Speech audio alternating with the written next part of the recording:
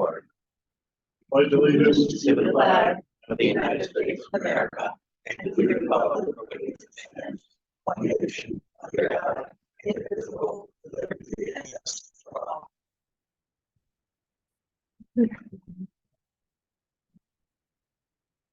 Someone in the public that would like to speak, Can I stay here or do you I can need stay to right go there. Pick it up. Say your name. My name is Andra Millard. I live at 1231 Orchard Road. I was present at your last meeting and had talked about a couple of concerns that I had noticed on my road and in an area that we walk frequently.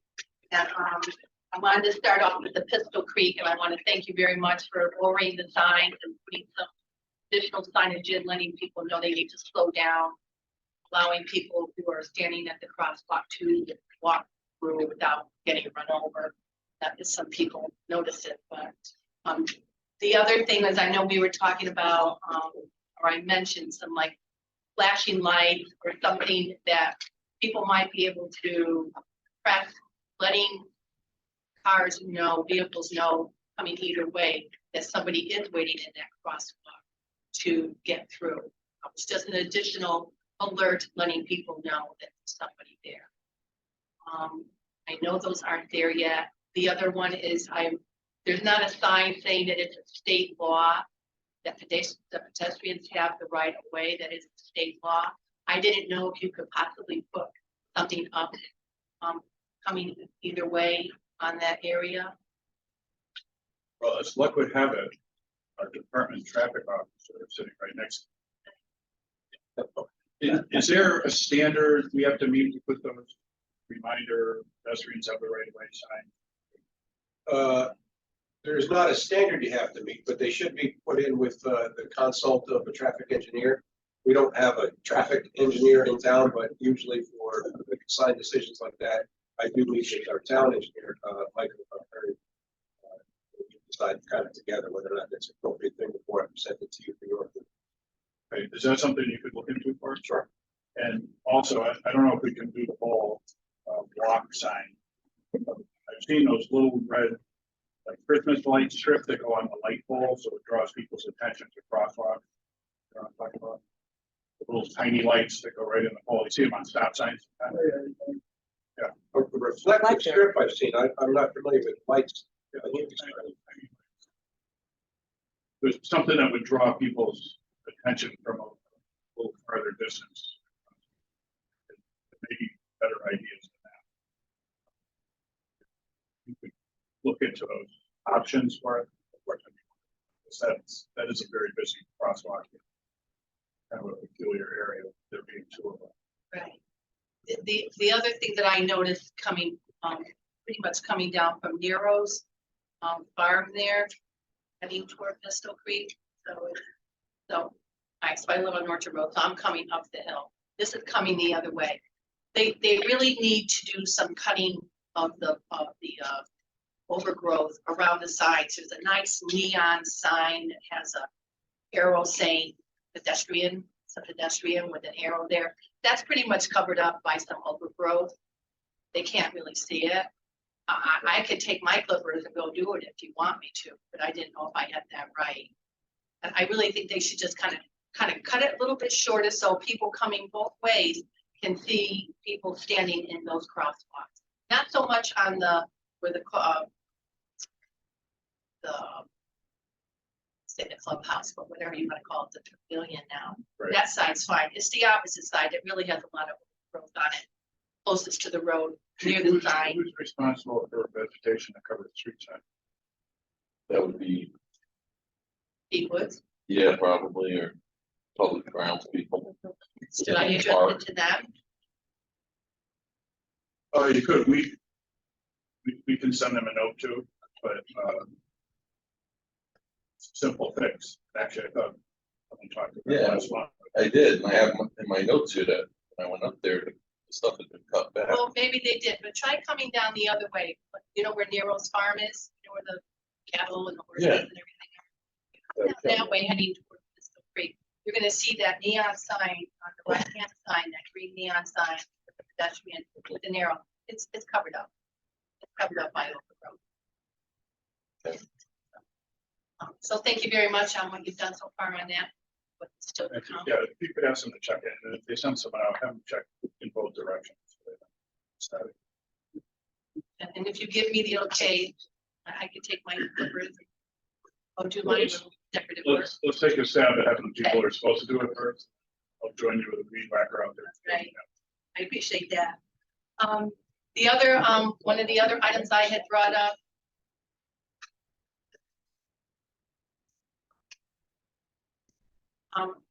We were talking about the weight limits on the bridges, specifically the one on Orchard Road, because we had seen a while ago a heavy truck, a big truck came through, kind of hesitated going over that bridge, kind of looking for a weight limit sign.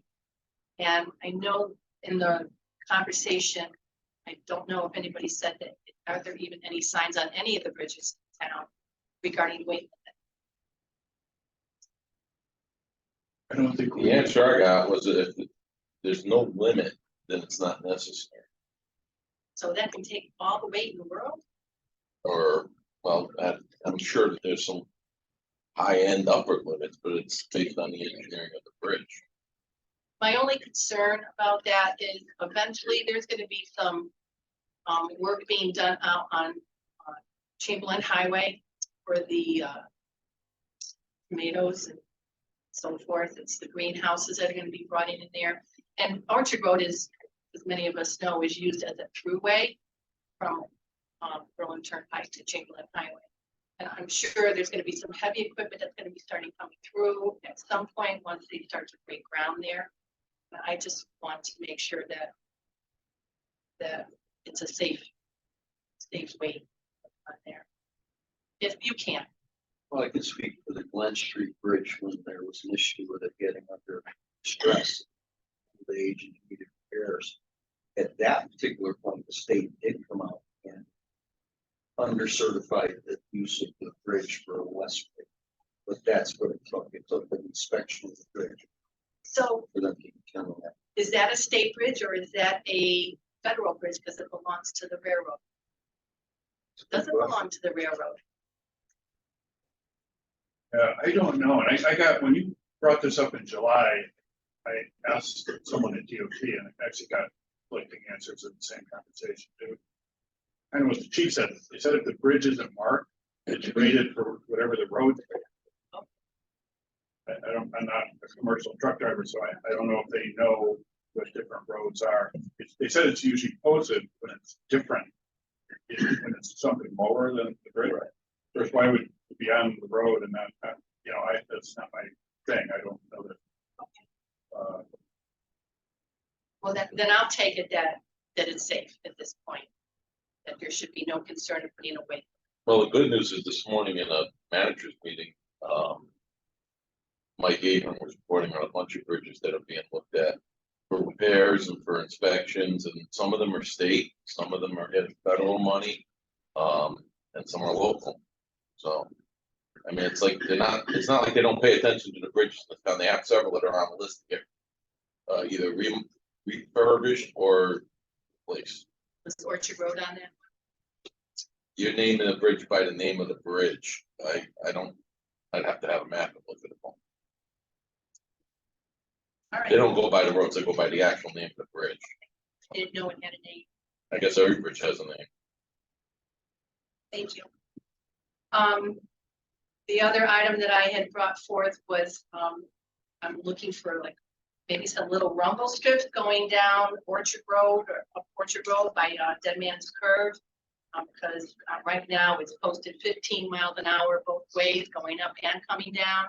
And obviously that's just a suggestion, because nobody does that. So I didn't know if there was a way that maybe we can just slow the traffic down a little bit, and so they don't kind of cross the lane going the opposite way, coming down that hill. We have that ability in town, you know, or do we use? State does the wrong. The state came through about a year ago and they assessed all of our local roads in town, which ones were suitable and met the criteria based on federal highway regulations for rumble strips. They submitted it all to our engineering department, and I know Michael Ahern, decided on which of those roads he actually would authorize the state to apply those rumble strips to. I mean, Middletown Road was one of them. Webster Square, I think, was another road. I get a third, but best of my recollection, there was only 4 or 5 that met the federal highway criteria for where this connection applies.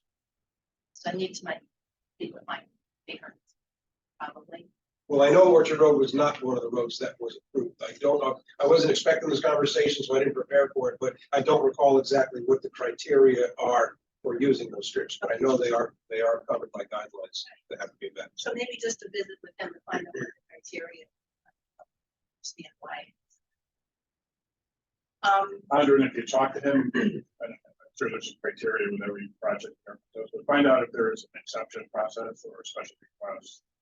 You know, we have stop sign rules, and then I know there's stop signs in town that the town that don't meet the state criteria, but we put them in anyway. So if we can find out there's a way to do it, then please let us know. Okay, all right, thank you. One of my two more items. The last item that I brought up at the meeting last month was regarding the party house on Orchard Road, which has come to a head, thank God, somehow, which is good. I guess one of my question is there a way to prevent this from happening again? Yes, and that's a topic we have later tonight. Okay, perfect. All right, and dovetailing off of that, not that I believe everything I see on Facebook, but I also understand that there is a similar type of situation where a house is being rented out to traveling nurses supposedly over in East Berlin on Wilcox that some residents are concerned with. It's a house that is situated right behind the tennis courts. And I think I don't know if that's by the school. Are they bad nurses, or is there something? I don't else going on? think they're even nurses. Just like going, you didn't know what was going on in Orchard Road. Anyway, I guess my point of bringing it up is just to bring it to the table. Let you know that there are some concerns about there, something similar as what we had on Orchard I don't know Road. if anyone's called the police. I put something out there asking them to come to this commission and bring it forward and to contact the police. So obviously they didn't. But if I find the post again, I will make sure I refer them to. And that is it. That's all I have for this evening. All right, thank you very much. Thank you for your time. Night. Thank you.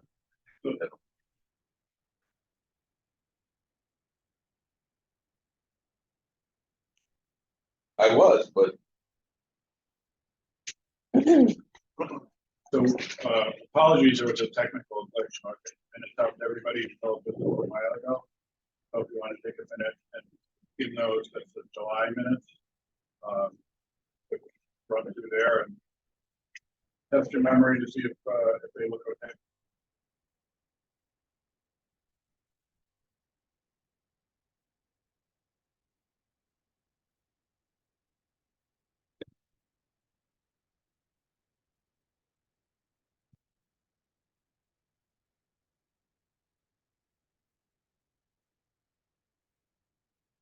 I got something.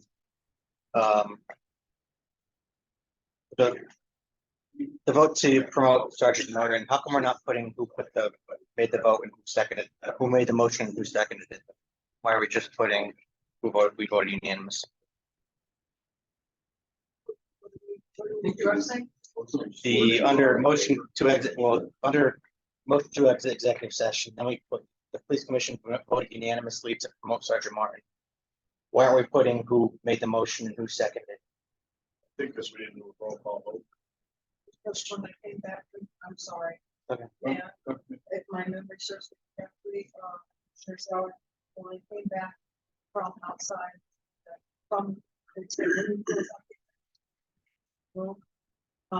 It was stated by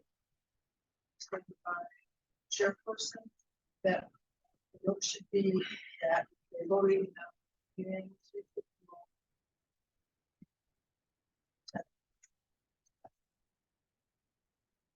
I think going forward, we should Robert, who made the motion, the second, what do we have? Okay.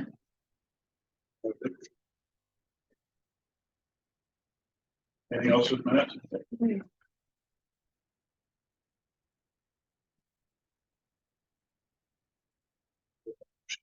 Then was written. Second, in favor? Aye.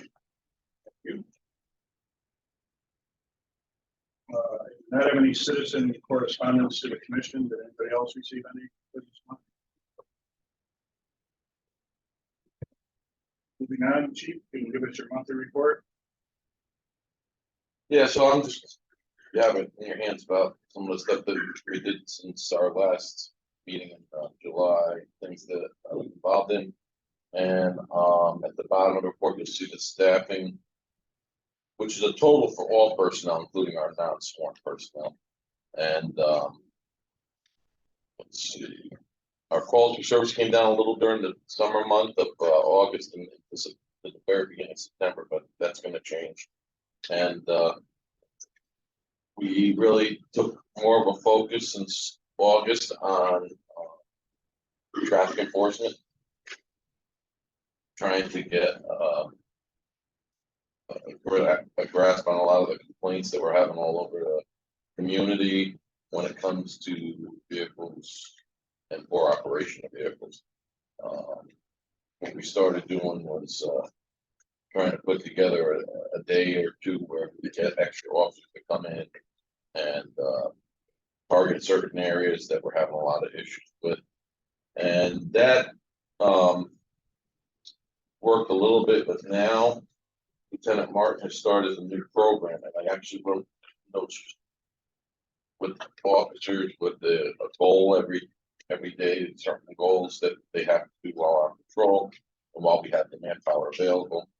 Because our patrol time is kind of limited because we're still short people, but just today he sent me the numbers since 9/11 last Monday, and targeting just some of the stuff that's happening on a turnpike. We get a lot of complaints about traveling on the turnpike, and the numbers he gave me is we've issued 1 misdemeanor summons, 7 infractions, 14 written warnings, and 3 verbal warnings. And that was just to give me a quick number since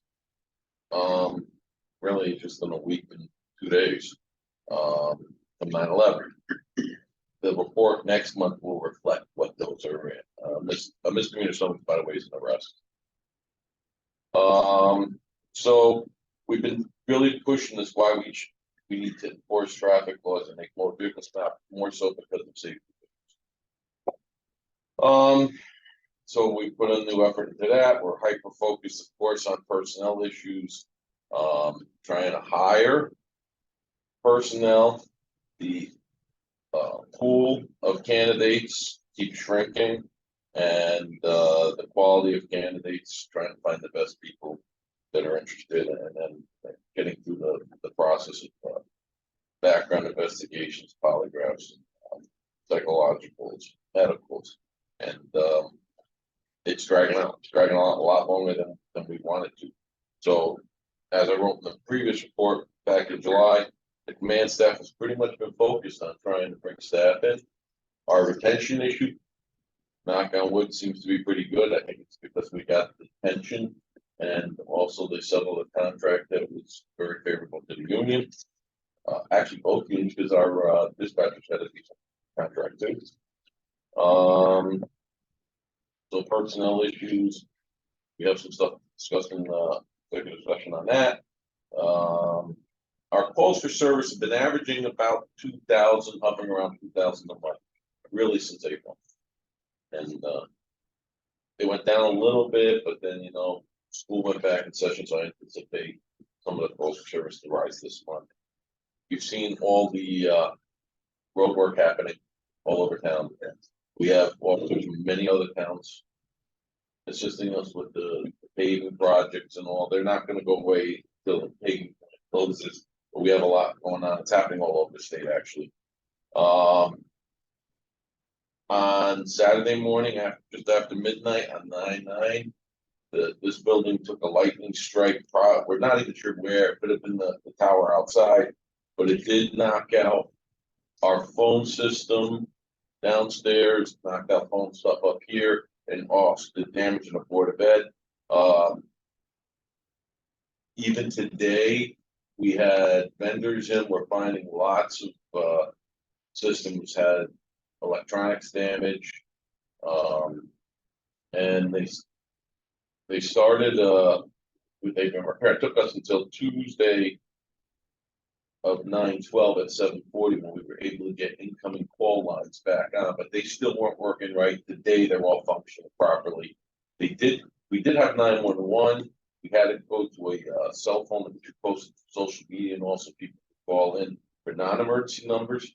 We don't know exactly how many calls we've missed because there's no way to gauge that.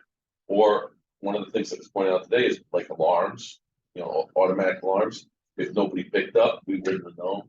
So we're starting to see that's all turning around, but I have a team that's working on it, and we're going to do a comprehensive report. It was brought up at the town council meeting last night with the IT director. It was brought up this morning at the managers meeting. And it's going to take some time to work out, but we're coming up with some different plans and strategies for the future, so that this doesn't happen again. Luckily, we don't have lightning strikes all the time. It definitely affected our abilities, or at least the 4 days. And I was surprised to find out today that they found some of the cards in our 911 system. The computer cards were actually fried, but our 911 kept running. So they were here today working on that. And there's a lot of issues. You got vendors, you got Frontier, you got state with the 9/11 PSAP stuff. So everybody's a lot of moving parts in it, and that's taken up a lot of our time and a lot of our managers. Plus, couple with that, it led us into the annual Berlin Fair, which ties every officer up in 4 days. Let's see. So the fair went pretty good. Only had one minor incident. Actually, there was a parking incident, and that really was off property. It wasn't involving the fair per se. But once people started parking on our yard, they thought it was parking in everybody's yards. But we'll take care of that next year. I think for the record, we should tell people that if you're going to use your front yard and charge for parking, when your front yard is full and you're not going to park cars anymore, don't go inside your house and leave your poor neighbors' yards, because people were just saying, "Oh, look, I can park on the yard. I'll park on this yard," and they were in somebody else's yard, and they didn't want it. But we're going to address that next year. I know I spoke with Mayor Zinsky this afternoon because he had a complaint about that. Did you have your cadets deployed out there? Yeah, we had our cadets, and we had Danbury cadets, Fairfield cadets come up. Hartford was going to help us, but with the passing of the officer who was killed, they were tied up with the waiting fuel services. Very understandable. But it worked well. We had a lot of different hands to help. And one of the issues that we had, it's not really our issue, but the heavy rains destroyed really the southern parking lot. So parking was limited, and a quick response was to get a shuttle and actually open up the Berlin High School parking area too. So we shuttled not only from the Eversource and Nassau Glory, but also from the Berlin High School area. I think things went pretty well. We had, some people upset that they had to go to a parking lot and catch a shuttle. Last year, the lots were bigger and not soaked, so we could get more cars in it. And that was, schools are back, colleges are back in, so our recruiting team is going to be going out in the next few weeks. We did a recruiting over at Central, great, and it worked out really well. So we're hoping to be able to do that again at some of the colleges here. On the second page of your report says Connecticut State's legislatures are making an effort to create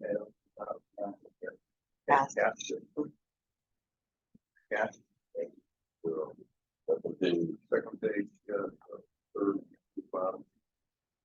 This our officer under law enforcement activity titles. Yeah, so that was discussion last year, and it's going to come back again this year, where you would have infractions that you could, like right now, there's a whole book of infractions, like tinted windows or things hanging from your mirror, covered license plates, certain infractions that aren't really normal ones or that we would make a motor vehicle stop on. And then they tried to, the legislature looked at it last year, and we're trying to limit certain things that we could stop cars for. It failed. And it's gonna be coming back in this next legislative session where they wanna limit the, violations that we could enforce as a primary. You can enforce it in addition to another violation, but not make that a reason for making a motor vehicle stop. There's nothing in active, as far as, being restrained, so it can stop people before. No, they tried to do it in the last legislative session and it failed. But yeah, but the next legislative sessions, there, we have the Connecticut Police Youth Association has, lobbyists who already, said that certain things are gonna come back. They always come back. If they fail to come back. So we're gonna try to make those changes again. Reason why I put this in the report is because one of the mindsets has been, we need to step up for traffic safety, making more motor vehicle stops. But you gotta understand that your police officers are getting mixed signals from the state of Connecticut and the police academies because they're telling them, listen, this is what we're gonna go for. We don't want you going out there and just stopping cars. And there's another reason too, because look what's happening in the media with the state police and their ticket scandal, which is still being investigated. So the message to our young officers is, well, I won't get in trouble if I don't make motor vehicle stops. And besides, the state's not real sure that they want us making motor vehicle stops. So that's where I'm saying there's like the system where there's gonna be primary reasons to stop, and then eventually it's gonna be secondary. Oh, by the way, if I got you for something else, I can charge you with this too. And it's gonna take a lot of the current violations out of the book that we're using now. I wonder how much of that is a red herring. Do you think we have people that pull people over? In our department, I would hope our guys would not. no, I don't see that in our department, but I can tell you in some of the city departments and stuff, that's a preclusion to get into the vehicle, but we don't have consent searches in vehicles anymore either.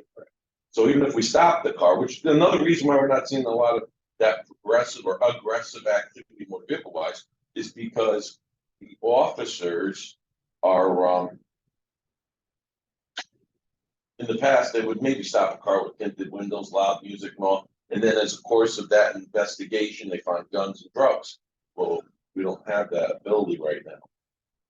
Because we don't have consent searches in vehicles. We don't have consent searches in Connecticut anymore. That's also coming back to the legislation in the new session.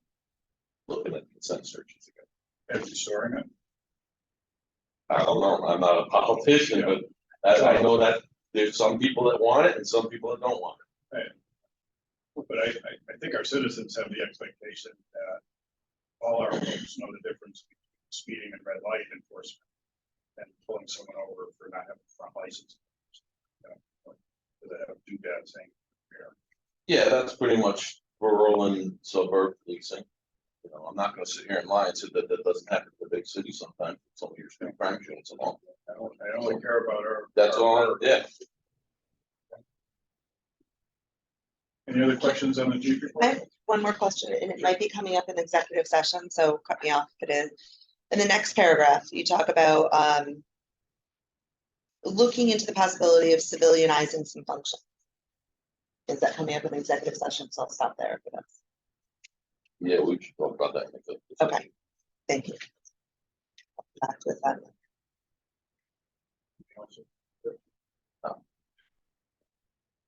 We'll move on to a hiring update from the chief. This is not in your packet. No, it says verbal on there, right? It says verbal. Yeah, so where are we? Well, right now, I have two to present tonight when we go into executive session, I guess, and then we're looking with those two, if they go through, get through the academy. We would be short 3 from our staffing level of 46. And we would like to try and get to that 46. We have another opportunity for another police academy coming up in November in New Britain, and we have 3 seats. If we can get 3 for that, that'll bring us to the 46. But you won't see those 46 officers if everybody stays healthy and on the job until after next Christmas. So it would bring us to our 46, which is our goal. Do we have any other lateral transfers in the pipeline? Not right now, no. How's our recent Cheshire hire work? Very good. Very good. Any questions for the chief on the hiring? Thank you. Okay, new business. Traffic cameras. We have Officer Bobak here. He's our department traffic expert, and I wanted him to explain to us how the red light camera law that the legislature passed in the most recent session could potentially affect traffic enforcement in Berlin. The floor, Tom. So I was asked to kind of just review the recent legislature that passed in regards to that. I have just a couple copies because it's rather thick of the actual Public Act 23-116, and I've also prepared a summary sheet with just some bullet points that I've extracted from it. So I'll pass those around for everyone. So, and if you think it's a good idea, maybe I should just read it for the record and kind of just quickly go through some of the bullet points that I have.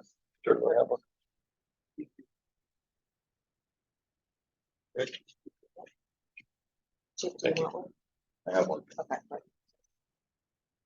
So it's all part of what's called Vision Zero, which is essentially embracing a philosophy that's put forth by Federal Highway that there is no acceptable number of highway deaths when it comes to traffic crashes.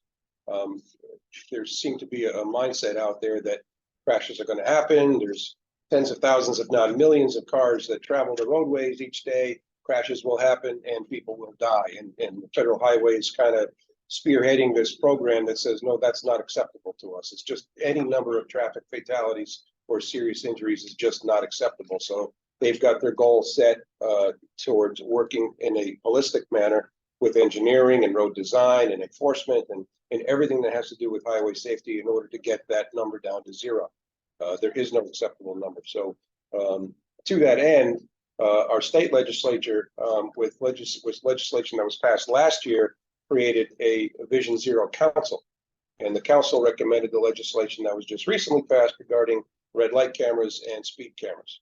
Now, the red light camera portion of that public act actually takes effect on October 1st. Like I said, for the record, I'll just go through some of the bullet points that you have in front of you and the things that are required in order to try to begin the road down that process. The camera must be operated by a certified operator.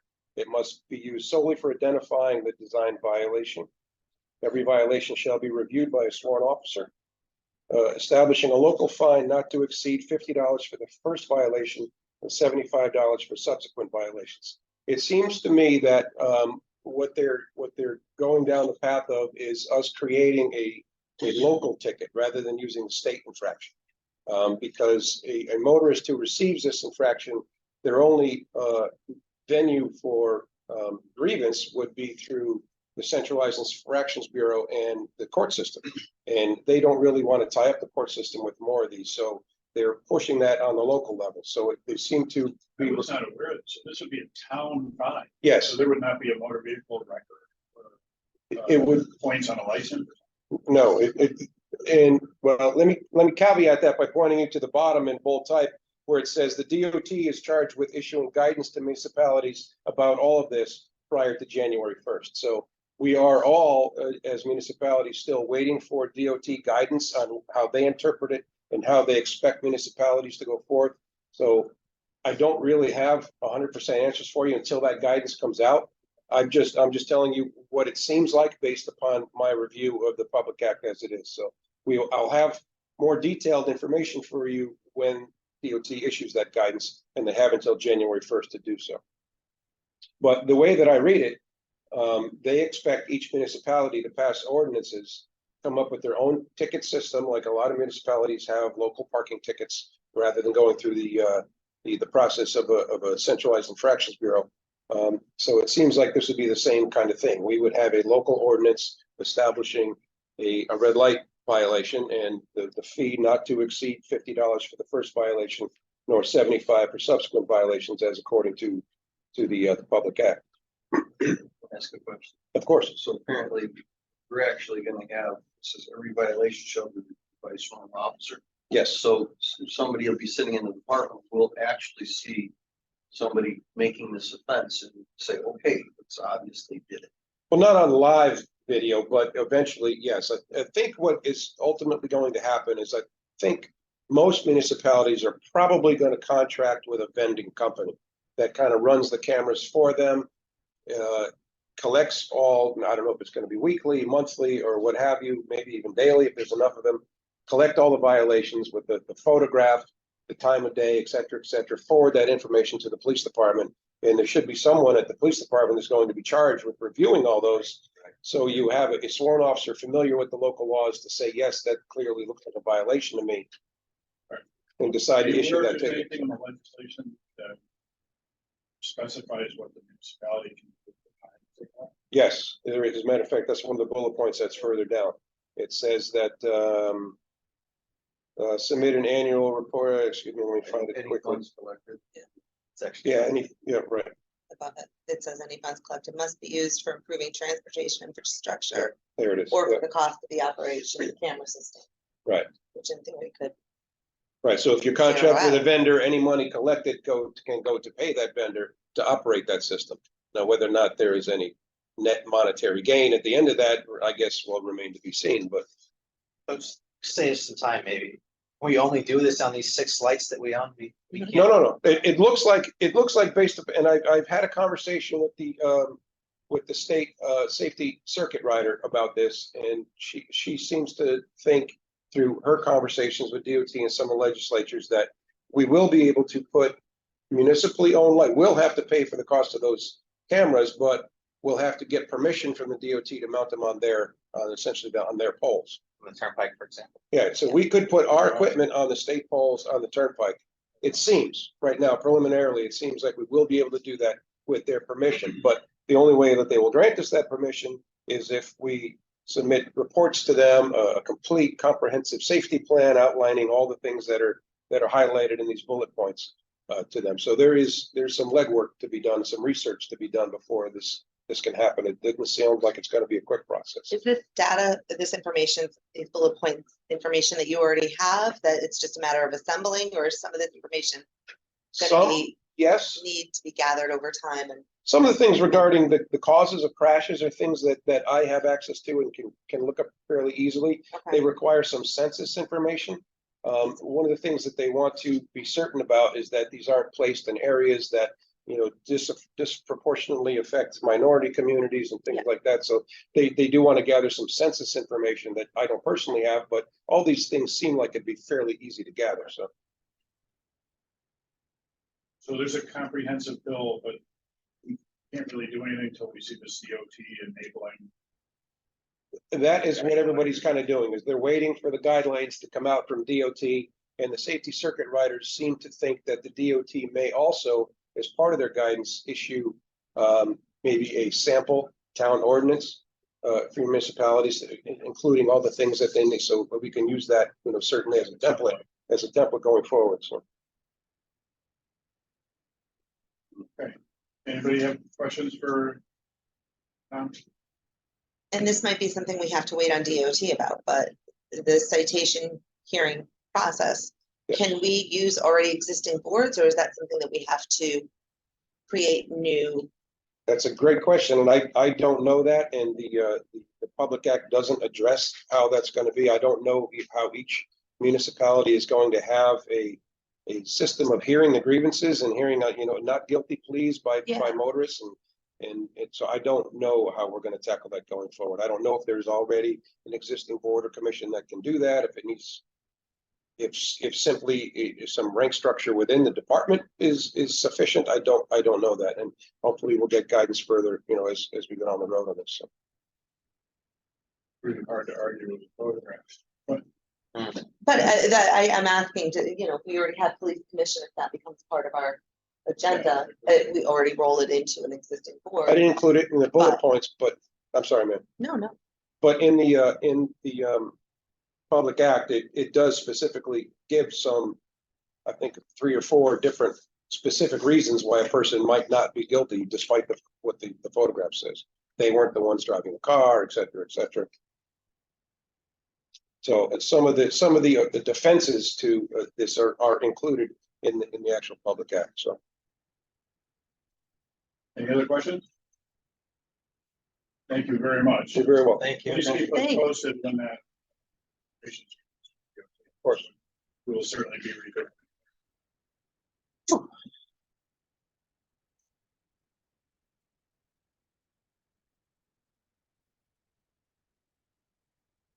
Okay, next I'd like to meet our 2 candidates.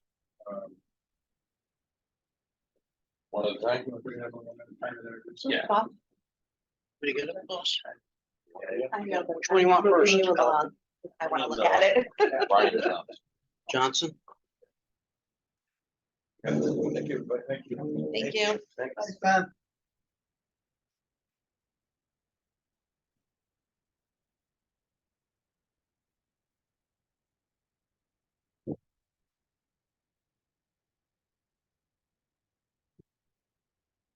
Going to executive session. We're going to executive session. This is Brian Johnson. He's 26 years old, 27. I keep thinking. And, Okay. he's one of the 2 candidates tonight. He currently works at Electric Boat, building our nation's nuclear submarines. Yes, sir. Thank you, Chief. Hi, thanks for coming in. I'm sure the chief mentioned at some point in the process that Berlin has a police commission. That's 5 of us, and we're elected by the citizens of Berlin to oversee police department, so we have civilian oversight of our department. One of the functions we do is the approval of hiring, firing, and discipline, among other things. So you're in that process of that background check, embedded in polygraph, et cetera.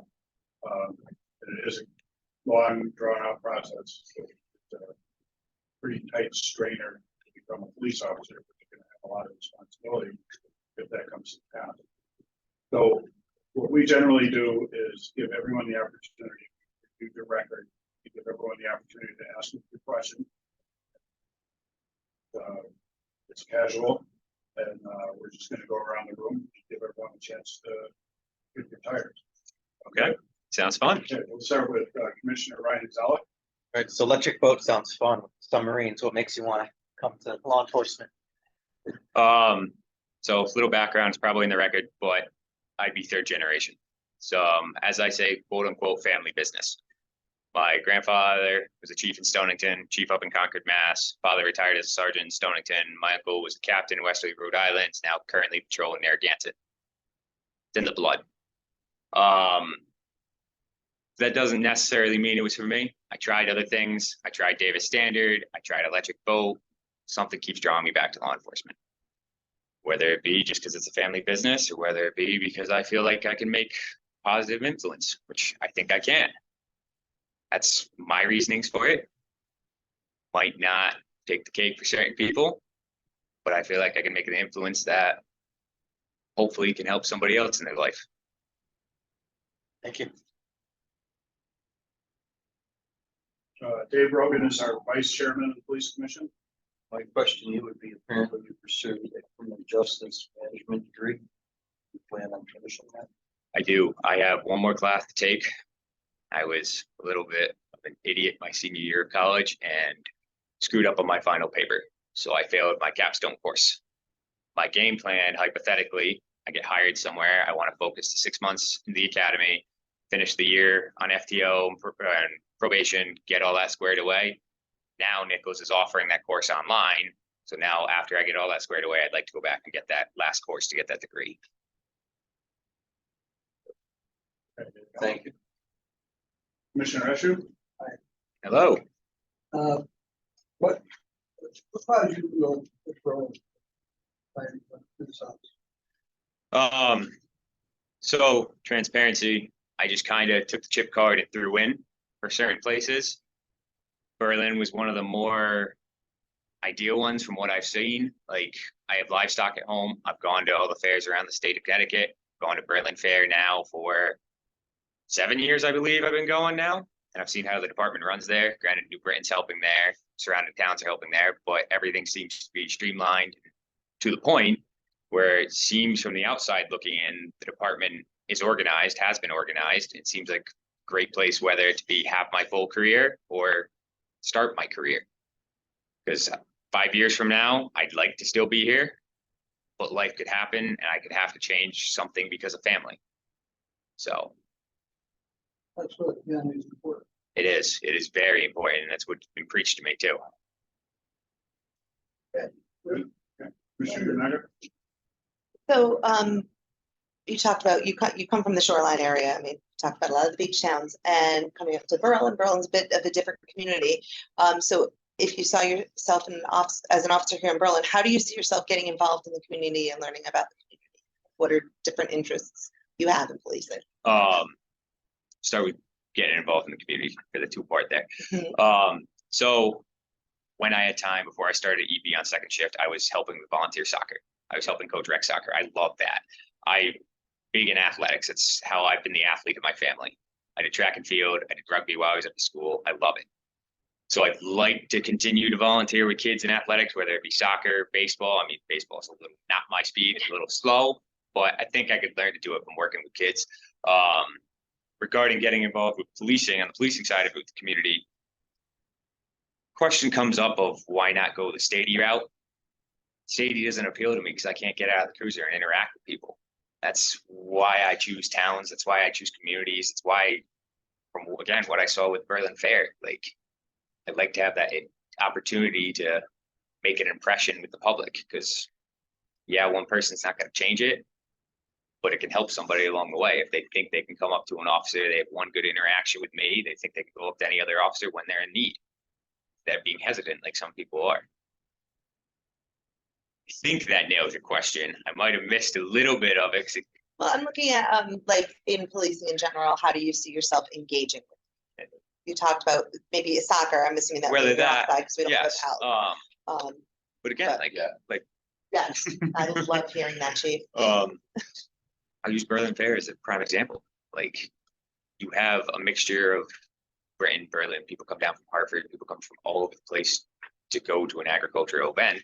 It's a massive event from what I know, and what I've seen working that in uniform, interacting with people, whether it be directing traffic, trying to smile, make sure they have a good time, make sure nothing's going wrong for them there, or walking throughout the grounds. Interaction, seeing how people are doing, seeing if they're enjoying themselves. That's how I do it. It's just talking to people is how I think will make the best impression on everyone. Thank you. Okay. So I'm Steve Wilson, I'm the chairman of the commission. What do you do with electric boat? So, electric boat, second shift, lifting and handling. So my job title is rigger. So anything 50 pounds or over that needs to go in the boat, when someone needs help with it, we go and take care of it. Then you get into bigger scales of hundreds of pounds, thousands of pounds, nothing in the millions, nothing yet. They get into the Columbia class. Some of that stuff will be like that. But anything like that, whether it be crane assisted, come along, chain fall assisted throughout the boat, moving stuff like that. And some cases having to think on the fly when we're moving a valve and adjust how something's doing, because it might fit in one boat. This boat's a couple inches off, but that couple inches throw you for a loop when it comes to some parts. What town do you live in now? Currently, I live in Pawcatuck, which is a subsection of Stonington. Would you see yourself in the Could see myself probably coming closer. Halfway would be ideal. That way, like I discussed earlier, family's important to me. Halfway, I could still easily jump back to help with anything, be around family. I have extended family, 2 kids now. One's a freshman in high school, and one's the son of the extended family is, well, Seth's going to be 7th grade. They're both into soccer. Like, I like to go to their games. I like to try to make it to their games to see them. So ideally, in my mind, halfway would be perfect. If I could afford coming all the way out here to Berlin, I probably would jump on it from what I've seen of the town. but that'll be definitely down the line. Definitely cheaper than some.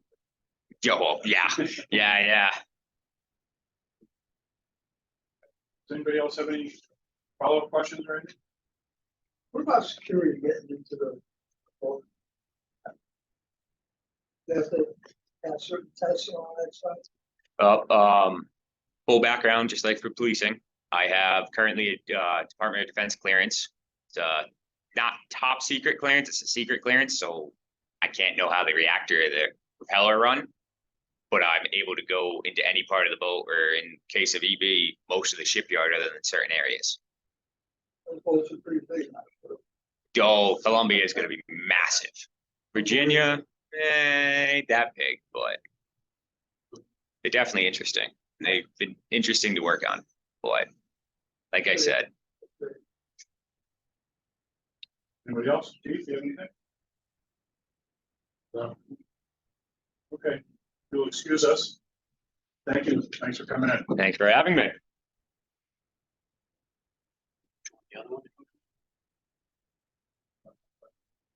No, we're. Yeah, I think we need to be executive session. Just tell them to not leave.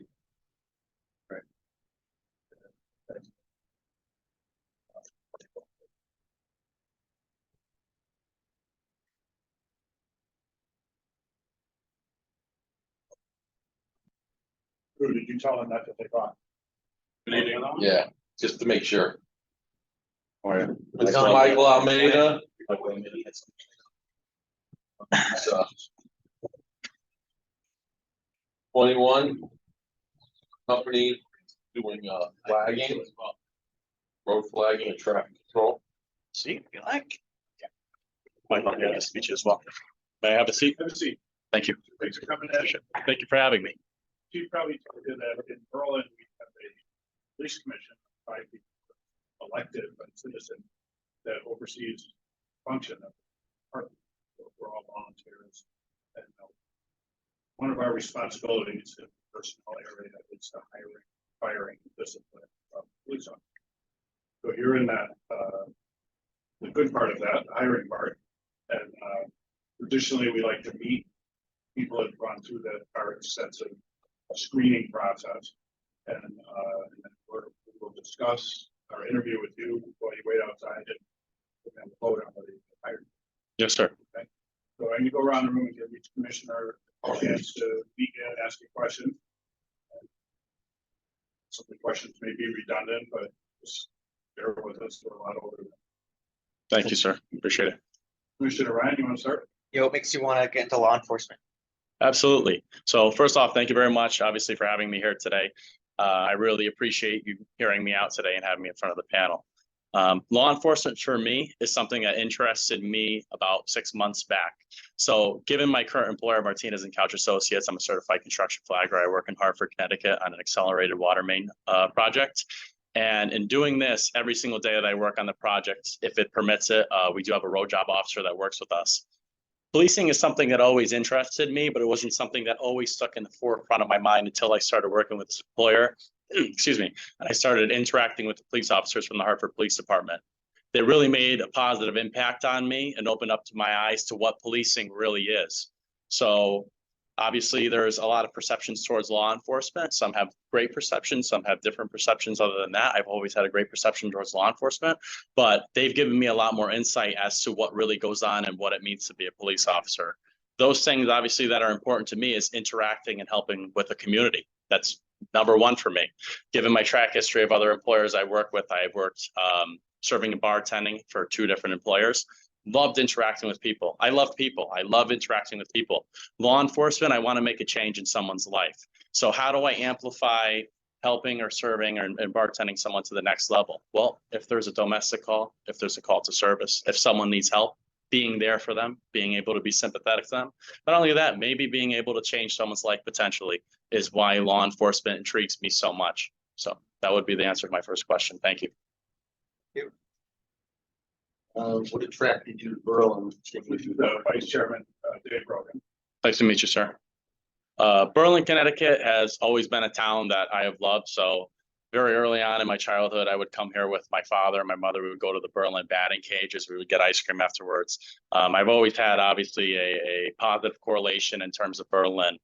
Now, when it came to my decision as to where I was applying for departments, I applied to a broad spectrum of departments, but certain departments stood out to me more than others. So Berlin, first and foremost, one of the things, the very first thing that I looked at when I was applying to departments was the mission statement. The mission statement of the Berlin Police Department, I can say, is at the top of any mission statement that I've read for any other department. Why? I think specifically the Berlin Police Department's mission statement correlates with who I am as a person and correlates with what I want a department to a T.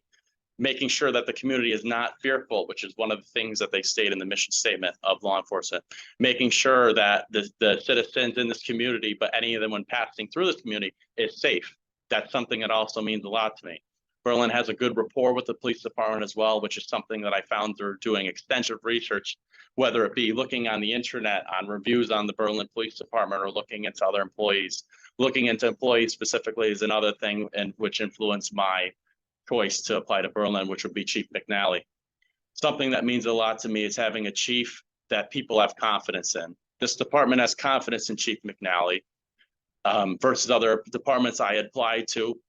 They didn't necessarily have full confidence in their chiefs. Knowing that I'm going to be going to an employer where the chief has the backs of the employees and is looking out for what's best in the department is also something that's huge to me. So these are amongst the things of why I applied to Berlin. Thank you for the question.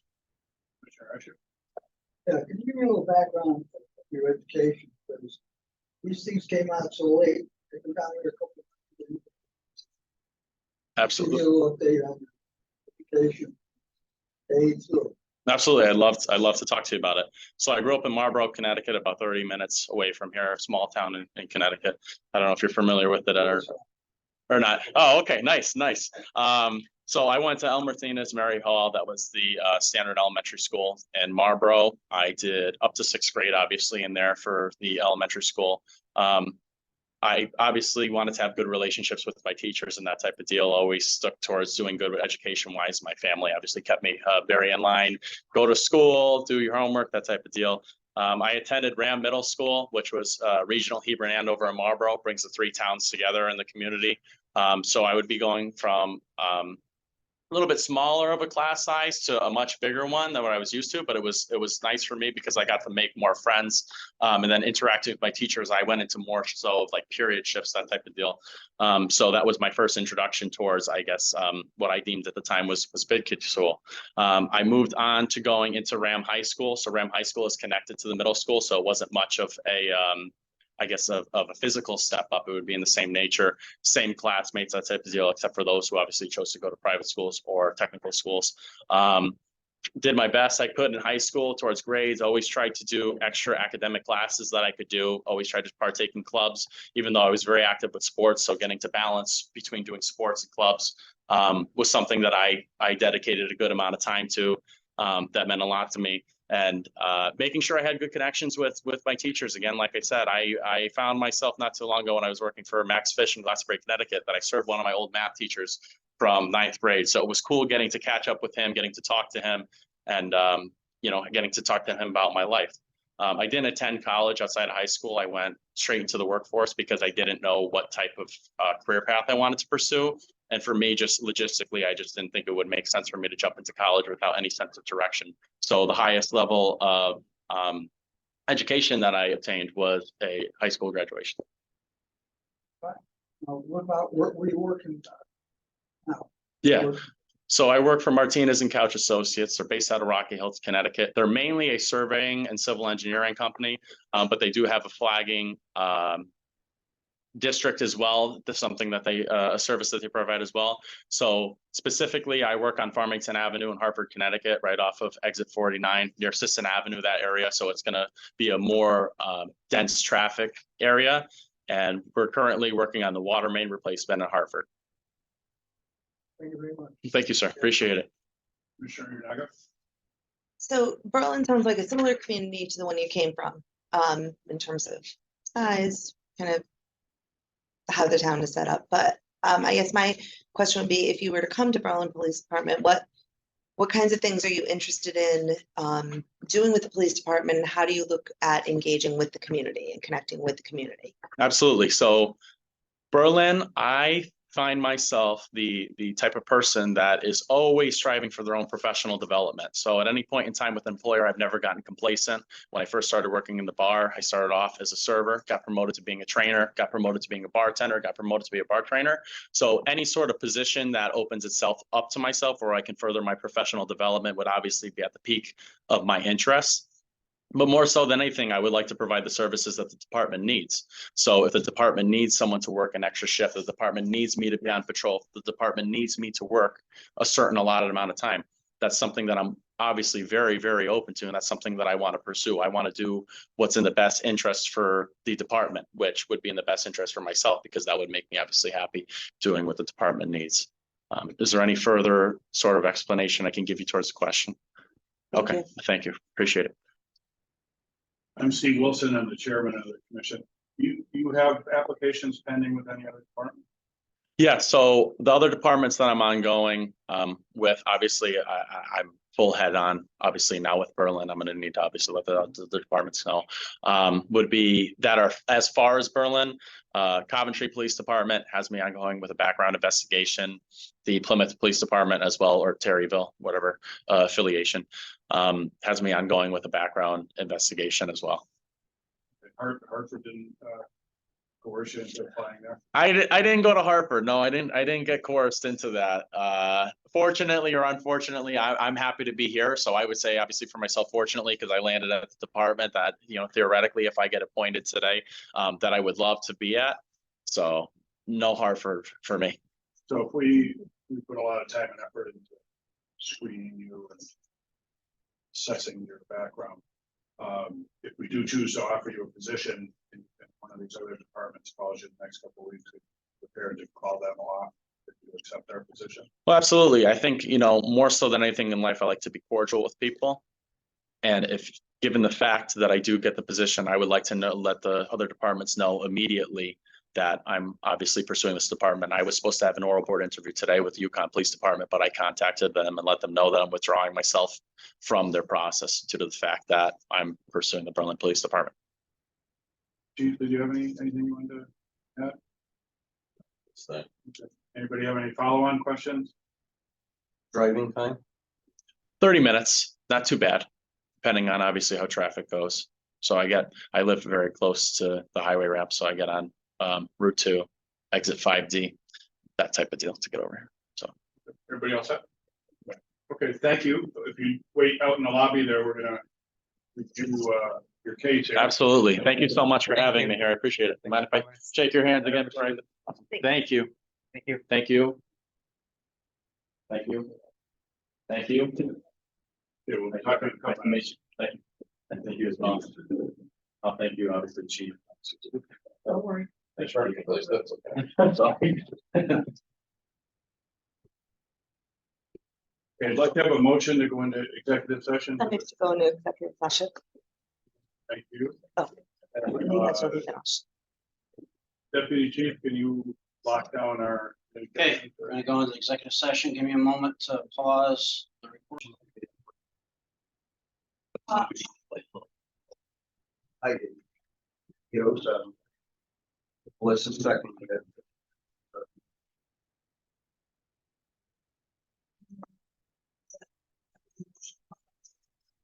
Melissa second.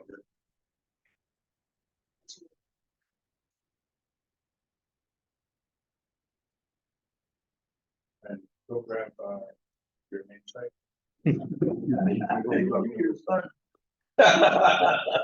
Is your problem now?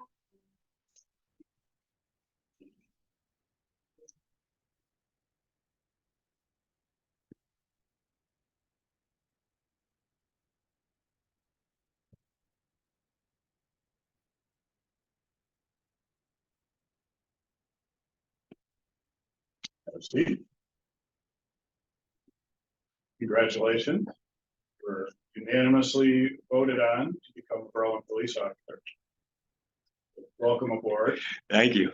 And Chief will work the details out with you over the next day or so, but we're happy to have you. We look forward to long, relationship with you in the Berlin Police Department. Thank you, thank you, thank all of you. It's, Chief, you have anything for him before he goes? No, don't leave the atrium area there. I'll be out in a couple minutes. Welcome aboard. thank you. Welcome, next crowd. Where's he, what's, academy? Where are they going? They're going to post at Meredith. Next What week. are they else? That's what you Yeah. said. Yeah. Your birthday day. Hello. Hello, bring yours. Ugly. But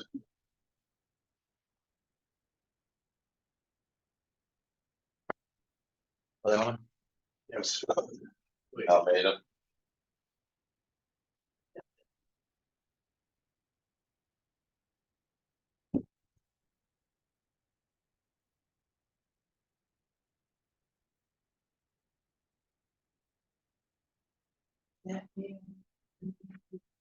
MEIDA. Thank you. Michael, after much deliberation, we decided to offer you the position of Berlin Police Department. Thank you. So welcome aboard. Chief will have some info for you tonight. If you lose in a minute, just hang out. Put your form. We'll be right back pretty soon. We'll come down and talk. Okay, thank you all so much. Thank you. I appreciate it. Thank you for having me here. Thank you for coming. Thank you, sir. Thank you, Beth. Thank you, sir, very much. Thank you, sir.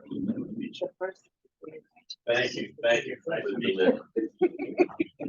Hey, I got your Would you like the door open or? Oh, leave it open. Thank you. I know, no matter what happens, we get away with it. So John, for the record. Ryan Johnson. Selected by.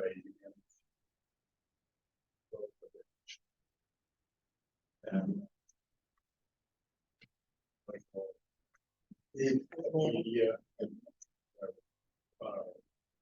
Was selected by board.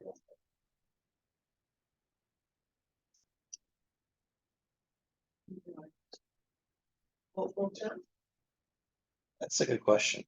We don't know. I have to check We need to myself. add that to the.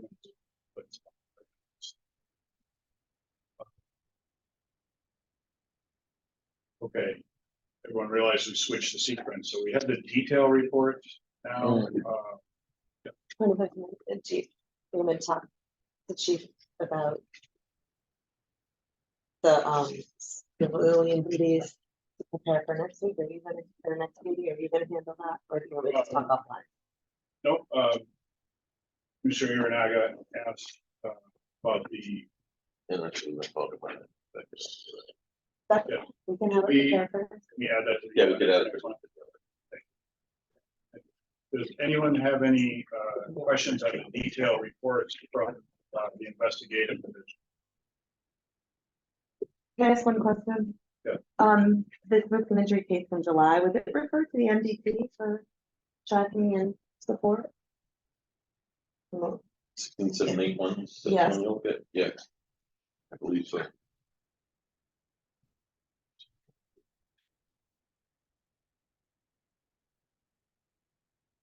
Yeah. It was me, there was another one on below it. It was the next one. There's one that's still going. Yeah, it would, the, Fourth up from the bottom. Or, no. That was July. Yeah. That one I think is closed right now. It Okay. wasn't closed in July, but. and then there was, Detective McMahon was assigned a complaint, on the motel in the Berlin. Yeah. Turnpike. I, I know. those three places are coming up from other departments. Yeah. Okay. Thank you. Still open. Good, yes. Question on the first page, very bottom. Delgado, it's on our case involving the check Washington. The loss nearly 75K. How how's she doing? Well, they did a search warrant. And I don't think they did an arrest warrant yet. That was July, so I had him. Looking at the audit report because I don't see it here, so, oh no. The search warrant was still pending, yeah. Waiting on the board. Anything else on the investigative division? Youth officer report.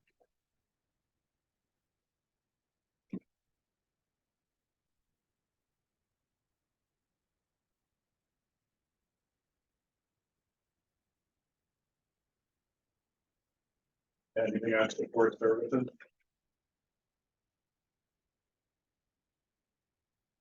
I had a question on page, that's page 2 of 2, but it's halfway through. Support services. Yeah, it talks about the shadow program. Which. Oh, I read this wrong. Which month are you in? I think I'm in September. Are you in September? Okay. Yeah, I'm in September. But I might have read this wrong. Okay, forget it. I forgot the court liaison part. I thought it was shadow program. Oh, I know what you're thinking. Yeah, No, okay. it's not that. I recant. My question on August 7th, if you turn back page, says, reached out, you're tentatively on schedule for the CPNG that 14 still sports room. Install meters to fair entrance to the effect hazards. That was the National Guard. Did anything ever happen with that? Yeah, the National Guard didn't respond back to us because they were in the middle of a change of command. So we didn't get them this year, We've had them in previous years. last year. I couldn't We hear were you. not aware that they were doing a change of command, but that won't be a problem next year. I already spoke to the commander. That was to get, assistance at the fair with security. Oh, And for collection referrals, when you see the people really starting to get pretty drawn out there, we ever go to collections on it? Yeah, but that's done upstairs in finance. We actually don't collect, that's, they just report. yeah, those are up here. Those are just outstanding. Yeah. Actually, I had one question on that, because we have one of the larger ones in there for these private duty, the company that often has business in front of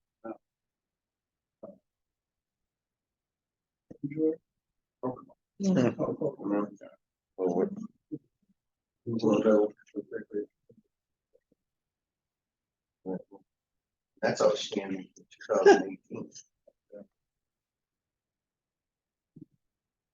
Chief, do you know who actually is responsible for recovering that money? In finance, I'm not sure. Anything with the patrol operations for it, and I'd like to congratulate our new Lieutenant Mark on his implementation of your stepped up traffic enforcement. It seems to be, we have some outside the box stuff. I got to witness a couple of them while I sat at red lights. Going today on the way home. What'd you say? I was, Doing a job? Yeah. southbound on the turnpike, and I'm in the turn lane by the firehouse. Yeah. And nobody else on the road, 8:45 in the morning, and there's a cruiser behind me with the run lights on. Nobody coming the other way, one car, a white BMW ran the red light, probably 70, 75 miles an hour, right in front of the police car light. Oh my God, we already had a green arrow, and went right around me, tracked them all the way down, pulled them over. It was textbook right in front of me. I couldn't have been scripted better, so. Yeah, but I like his, how he's mixing it up, the time of days and everything. Yeah. So, I have to compliment fresh look you at it. on your initiative to really force these problems on the long term, because I actually did witness that in front of the Home Depot intersection. And I witnessed all 4 cars at both the intersection being completely stopped.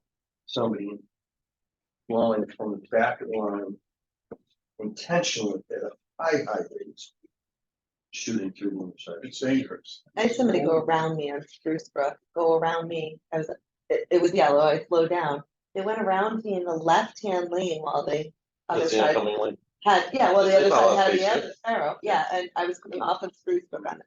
So mad. I almost called and I'm like, it's not. Gets plate number? He didn't because he went, he sits around me so flipping fast.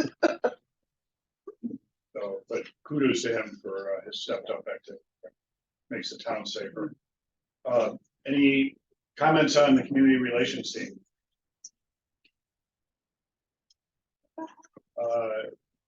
The chief's report on administrative operations and training.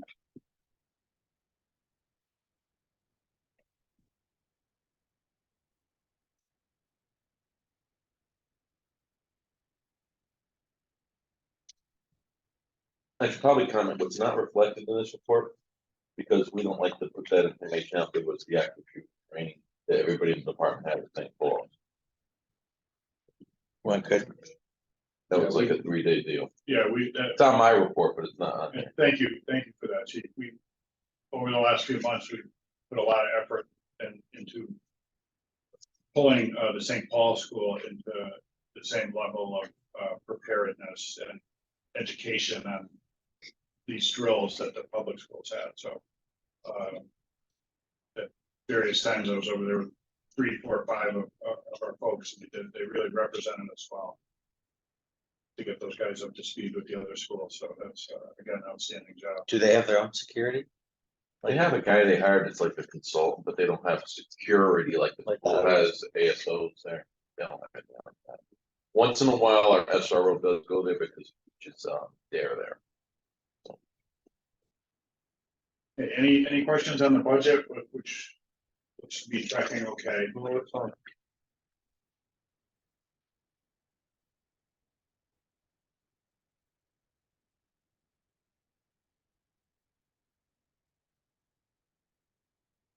Appreciate the, new sheets on the Mm. department supervisor, span of control. Mhm. And breakdown of the police commission to the office of the police chief administration division, so on and so forth. Yeah, that's great. You and Drew put that in there, we appreciate that. Thank you. That FOI log, that's really. Oh, it's a separate. project. Yeah, it's, I'd like to say it's an anomaly, but I think that's a new reality. it is. I've never seen that this many requests. Well, you're looking at 2 months worth. That's still a lot compared Yeah. to what we used to get. So, okay, any questions from the commission on any of tonight's topics? Or, projection for next month's agenda besides the other one, Commissioner Nagar? If you think of them later, just email them to me or text them to me rather. Aside of that, I'll entertain a motion for adjournment. To adjourn. So a second in favor, Aye. so be it. Drew and Matt, thank you very much for spending your evening with us.